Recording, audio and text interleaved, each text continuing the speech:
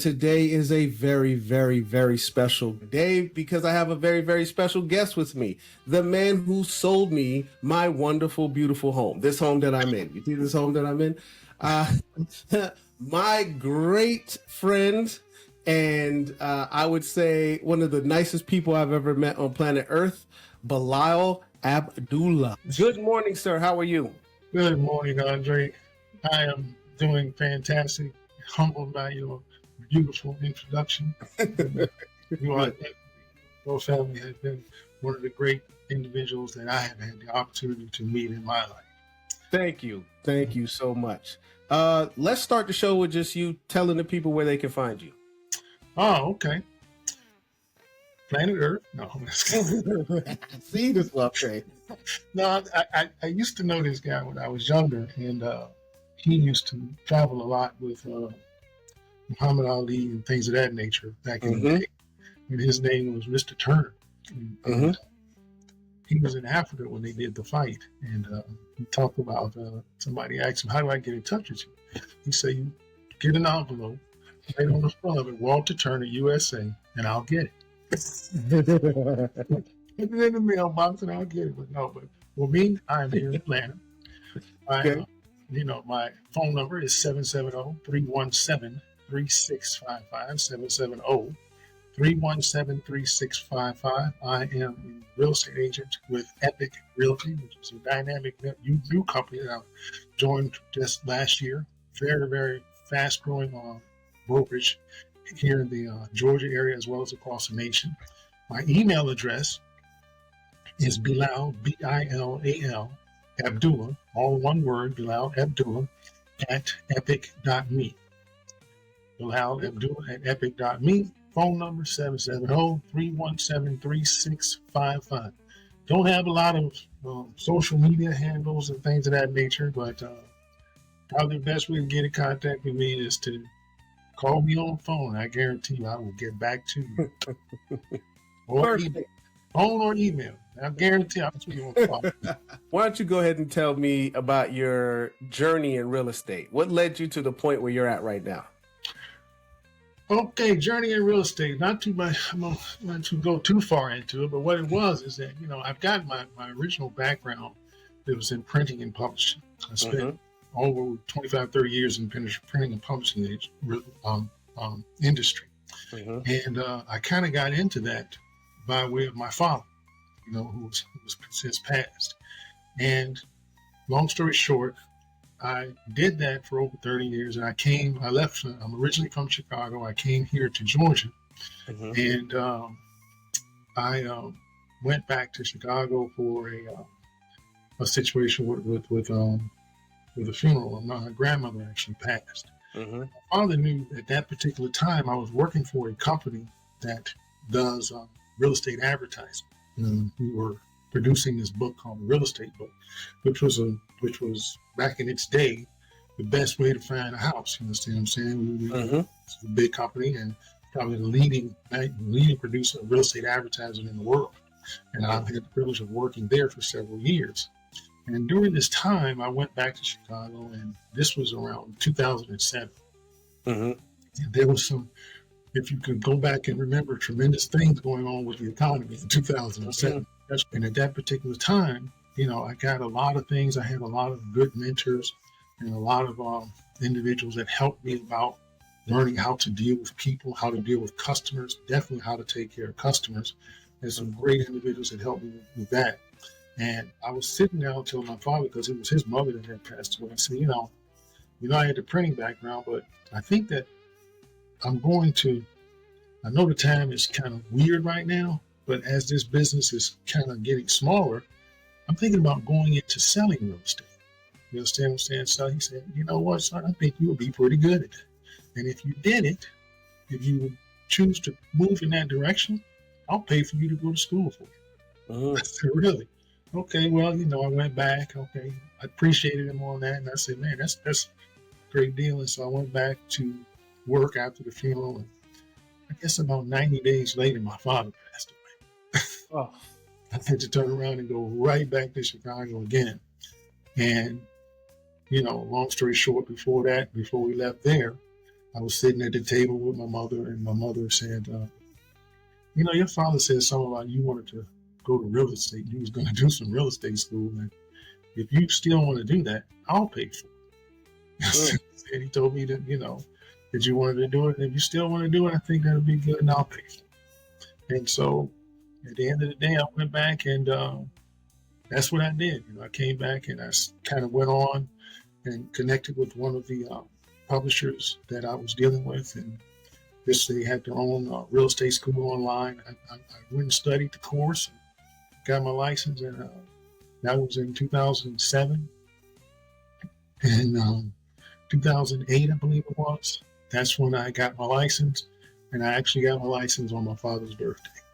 Oh, man. So during that, ever since then, it has been very much of a situation that, you know, this was a blessing to me, and I don't ever want to disappoint him, or disappoint my parents, or anything of that nature. So it's with a great deal of care and integrity that I want to take care of the people that I deal with, and whoever it is. I mean, I've sold $1 million houses, I've sold $10,000 houses, you understand? But regardless of who the customer is, I want to try to be the same way to that person.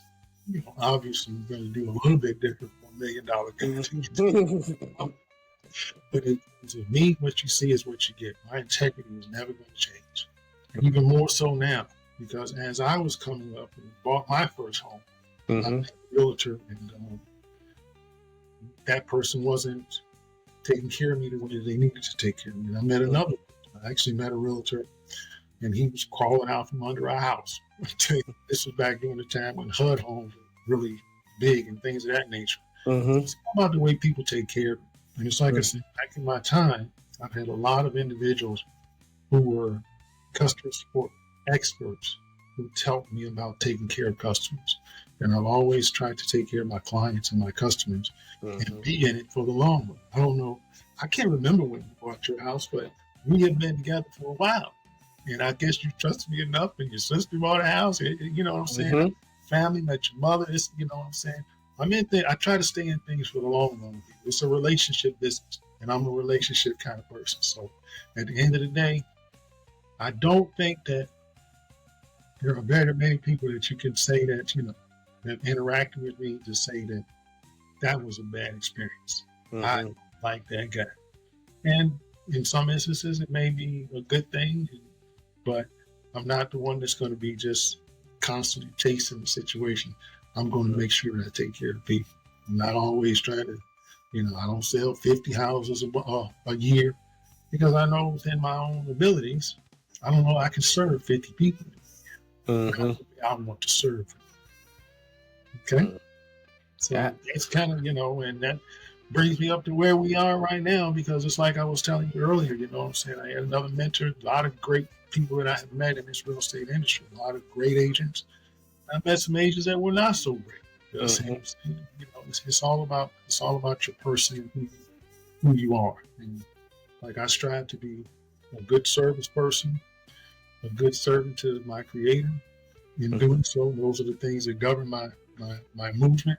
And as a result, you know, I strive to have a great deal of integrity and create long-lasting relationships. I am very inspired by your story. I am always impressed when a man moves careers and shifts careers, which I'm in the motion of doing right now in my life. Okay. Yes. Remember, I know you for a while. Yeah, exactly. You know, exactly.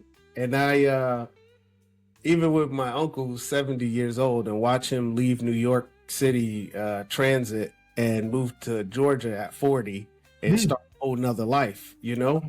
And so I'm always inspired by that. It's actually motivating, because getting into this mortgage thing is not easy. Over the course of 16, 17 years, I've met a lot of realtors, met a lot of agents, met a lot of lenders. In dealing with loan officers, if I'm dealing with a person, you know, when you're trying to buy a house, that's a big thing, okay? That's a really, really big thing.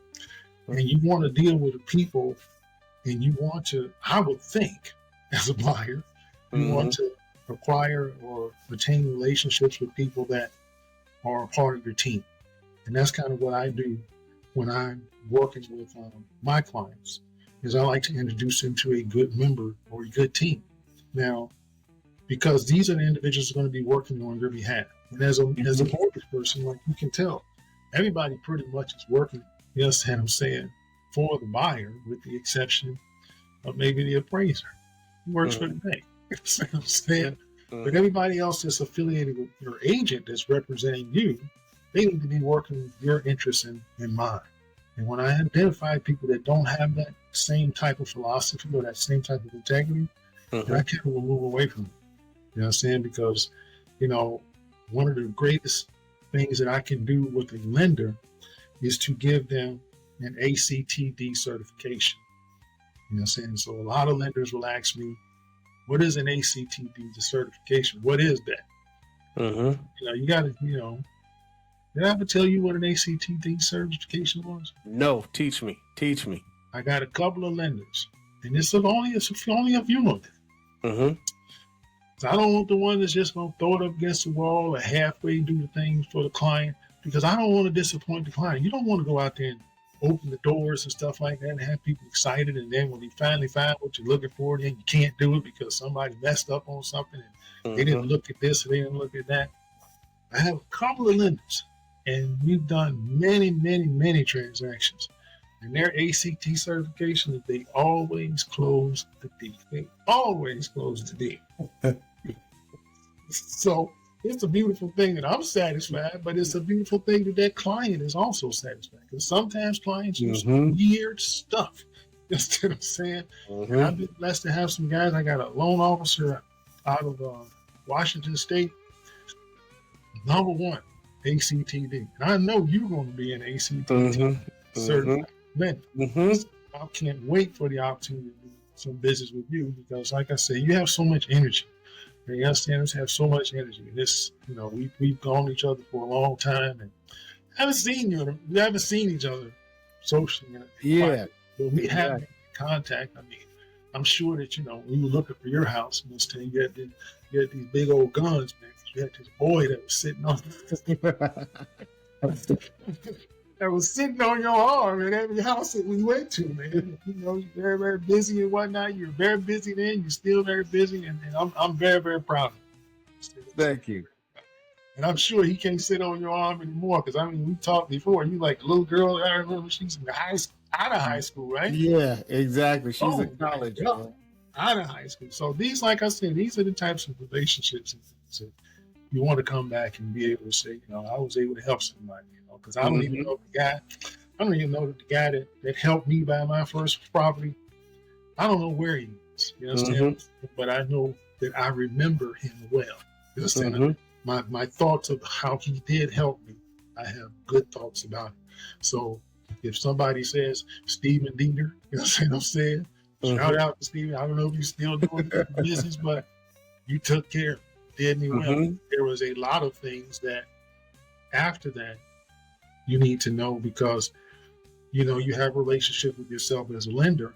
And some of the clients that I've dealt with like the guys out of Washington, they kind of stay in contact with you because your home, I think that a home is an anchor. It shouldn't be an anvil. You understand what I'm saying? I think that it should anchor you, not be something that weighs you down. Or, you know, you buy more forward and things of that nature. I think it should be an anchor that you can solidify and build upon, or a foundation, as opposed to an anvil. And I've seen a lot of instances where people with houses, they become anvils, especially back during the time when I was coming up in the 07 and 08, and you just, you know, just that market was just crazy. And the things that people were going through was just crazy, as opposed to what I see right now. It's just crazy. That's what I'm saying. I mean, like you said, people want to sell their houses. They can't sell their houses because, you know, this, that, or the third. But somebody is always going to do it. That's what I'm saying. Somebody's always going to do it. Because, I mean, heck, you got a 2.5% interest rate. Now you got to get a 6. What is the rate now? 7, 6, high 6s or 7? Yeah, around 7s. Everything that people do, and, you know, you look at your Zillows and Realtor.coms. This is how much the house is, and you got the mortgage estimator. I don't know, a lot of my clients and people that I've talked to in this, they don't understand all of that, that number that you come up with is based on 20% down and a 30-year commitment. So you're in a time in the country where it's just not, it's not very easy. You have to be realistically focused, and you got to have good, solid people behind you. And it's like you say, with your firm, you have the ability to look for different things. Because it's always a way. There's always a way.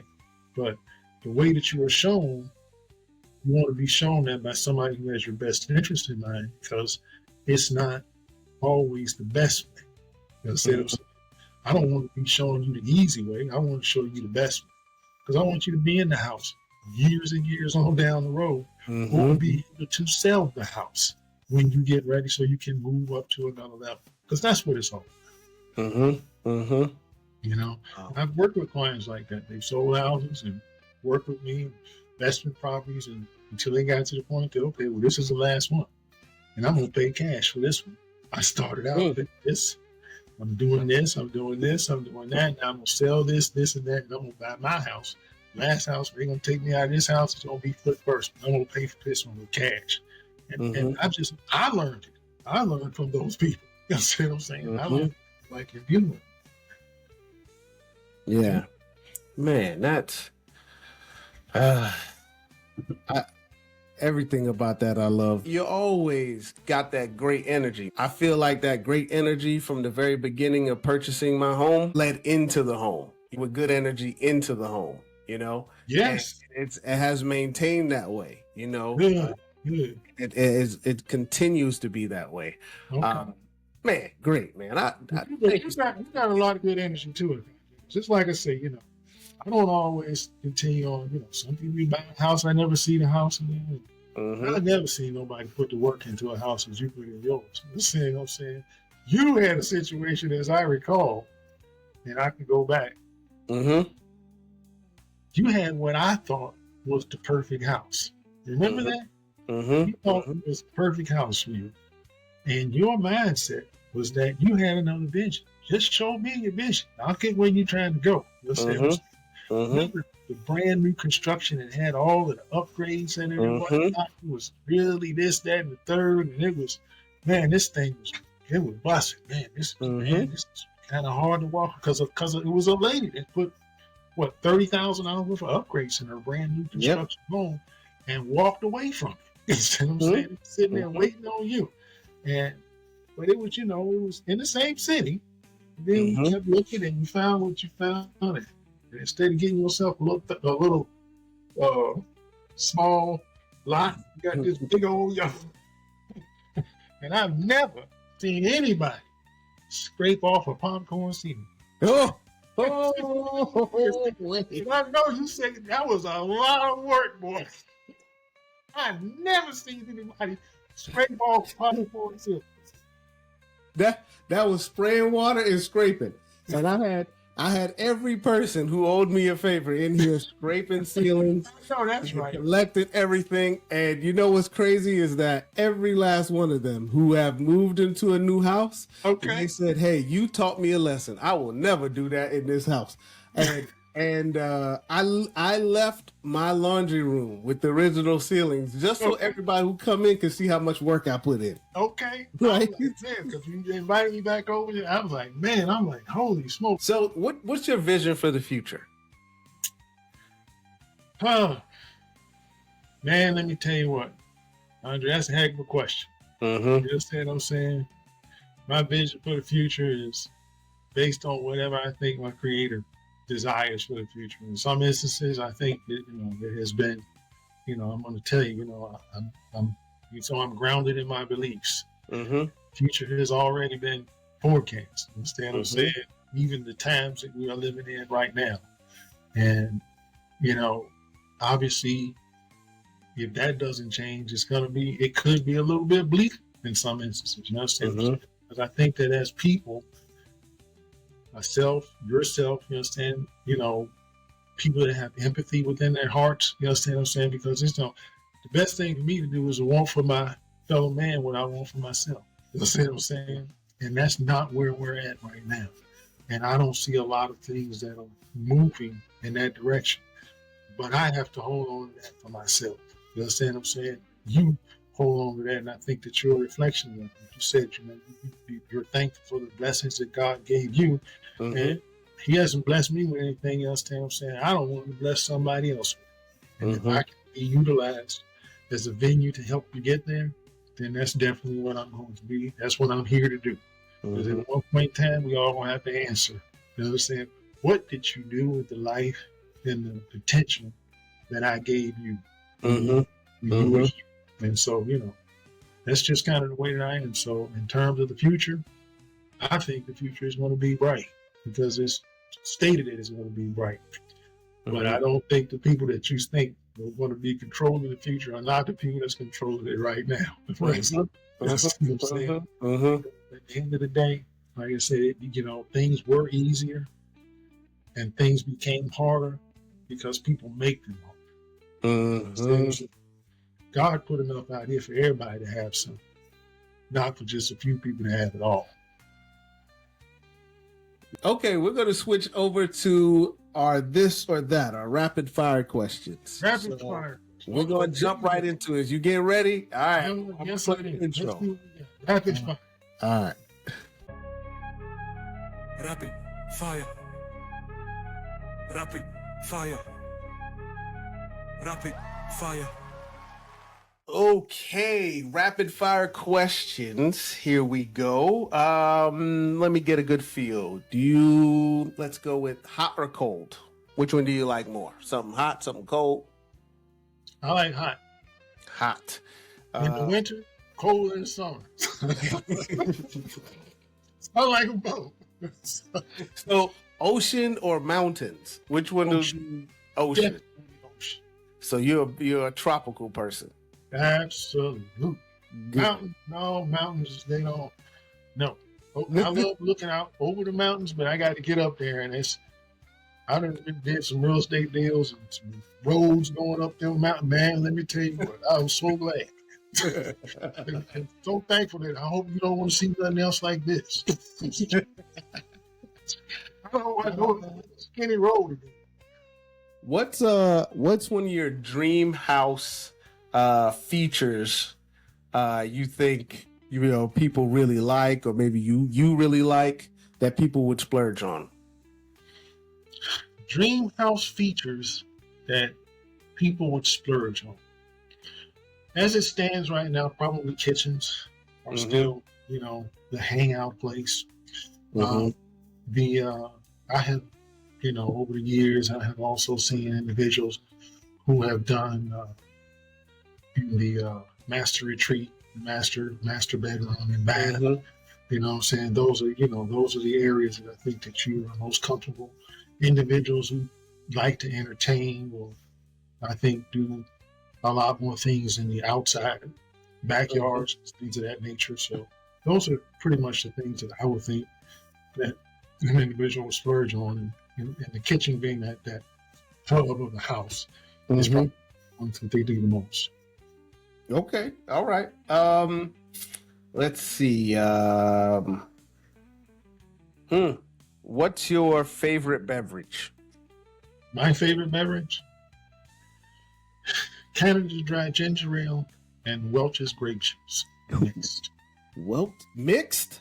Yes. Mixture of Canada Dry Ginger Ale and Welch's grape juice. Okay. That I think that's almost two different aisles in the grocery store you got to go to. Oh yeah, well, and I mean, obviously, you can do the generic too. Oh yeah. Canada Dry Ginger Ale, Welch's grape juice, and some ice. Goodness. I'm doing that today. I like something with a little carbonation in it. So I think you just messed up my whole household. So that's perfect. Working out or sitting on the couch? Working out. Working out. Can't wait till my knee surgery heals so I can get back to doing that. Sure. Man, I got some. You could come cycle with me and my uncle. He's 75. He hits them 60 miles every weekend on that bike. So 60 to 70. He just did 100 miles on accident in Utah. I was like, what is wrong with you? I really do like bike riding. I mean, because I like bike. I haven't done a lot of cycling, but Mhm. especially, man, it looks. I see people that cycle through around in Atlanta, and even going back to Chicago, all different places where they have the cyclist lane. I think that's a very good idea. Mhm. People that do that cycling looks so dangerous. Yeah. I watched this man. He got hit by a car. Wow. Right? Yeah. He had to get surgery on his. I think he was surgery on his knee. Mhm. And I remember he had to sit at the house and all this stuff. All I remember him is getting back on that bike with that surgery. This is probably in his 60s, right? Get back on that bike and just start working out that knee. Working out. He probably got thighs of steel. What from behind? From behind, you look like a 16-year-old athlete. Okay, that's what I'm saying. I'm trying to tell you. Yeah. All right. What's your favorite closing day outfit? What is my favorite closing day outfit? Mm-hmm. I like what you see now. I come dressed appropriate. You understand what I'm saying? Some people, they come in jeans and things of that nature. I want to respect the client. It's a big time. It's a big situation for me, and it is the epitome of success. It's a successful transaction, and getting there to close. So I always dress business. When I'm going to a close, just like we are here. You know what I'm saying? Yeah. I wore a tie just for you today. Oh, tie just for you too. Let me do it. This is a very tie just for you too, Andre. That's connection. That is called a connection. No, it's gonna happen. Exactly. For so long. Sure. Exactly.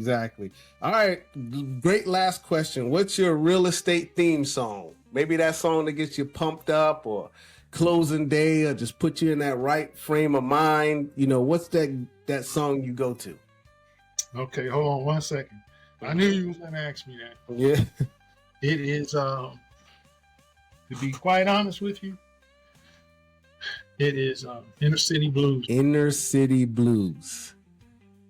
I got it. That's gonna be my song of the day. That one right there, it just that one gets me pumped up. Closings. Pharrell's Happy. That's a good. Oh yeah. That's a good one. Happy. That's a closing. That's a good one right there. That's a good go-to. Like you say, get you charged up. That Inner City Blues, it does good. It's a good one. Well, thank you. That's all I got for you today. Thank you. It has been so special having you here. And I'm so humbled by this here opportunity. I really appreciate it, and I'm looking forward to a good summer. And like I said, with the rates going down, I was assuming, you understand what I'm saying? And now that I know got me another force in the mortgage industry, definitely. I'm going to deal. We're gonna do some business. We're gonna do some things just like we did this. We're gonna do some things just like we did this. You understand? Because I got to hurry up and get it done with you, because I don't know. You might be running SpaceX next time. Well, rockets to the moon. Ain't no moss growing under Andre's feet. All right. Well, let's say goodbye to everybody. Please tell me where the people can find you. You can find me at on the phone. You gotta follow me. You want to follow me? Follow me on good old AT&T. 770-317-3655. You can call or text, and I will definitely get back to you. My email address is Bilal Abdullah at epic.me. EPIQUE.me. My first name and last name, all one word, Bilal Abdullah at epic.me. 770-317-3655. Call me, and I'll be more than happy to help you. Okay? Look forward to hearing from people, and I appreciate this opportunity, Andre, and there again, like I said, give my best to your family. Absolutely, man. Thank you so very much, man. Okay. All right, everybody. Thank you, guys. Please, if you need to get in contact with Bilal or me or whatever the case is, or if you need to reach out to me, you can't find me, reach out to Bilal. He'll get in touch with Or you. reach out to Andre. He got all them social media handles. I'm social.